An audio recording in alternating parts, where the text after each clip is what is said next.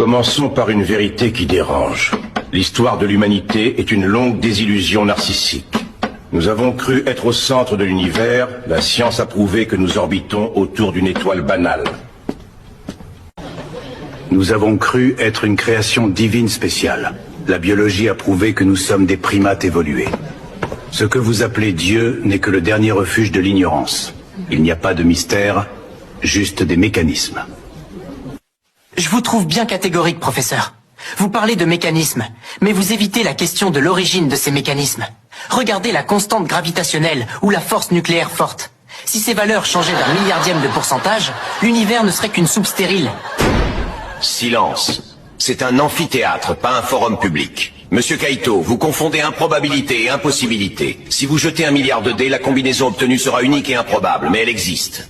Avec des milliards d'années, le chaos finit par produire de l'ordre par nécessité statistique.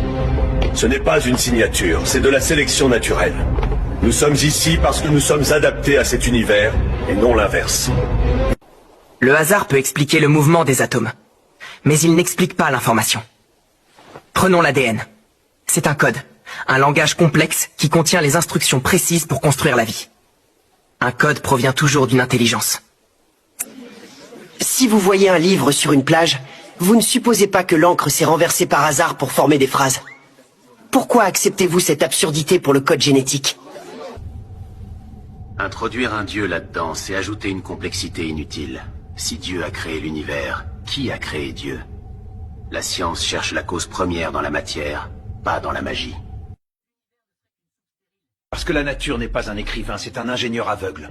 L'évolution n'a pas de but, elle n'a que des résultats. Ce que vous appelez code n'est qu'une série de réactions chimiques stables. Il n'y a pas d'auteur, seulement la chimie et le temps. La matière est inerte. Pourtant, nous sommes là, conscients, capables d'aimer et de chercher la justice. Si nous ne sommes que des amas de cellules, pourquoi l'homme se sacrifie-t-il pour des idéaux? Vous expliquez le comment du piano, mais vous niez le pianiste. Encore de la poésie. Ce que vous appelez âme n'est que l'activité neuronale. L'amour, de l'ocytocine. La morale, une stratégie de survie. Le sens est une illusion cognitive que votre cerveau fabrique pour ne pas sombrer dans la folie. C'est une vision terrifiante.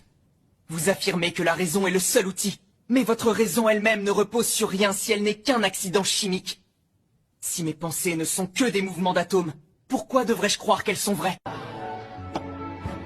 Pour faire de la science, vous devez avoir la foi que l'univers est intelligible. Cette rationalité de l'univers prouve qu'il y a un logos, une raison suprême.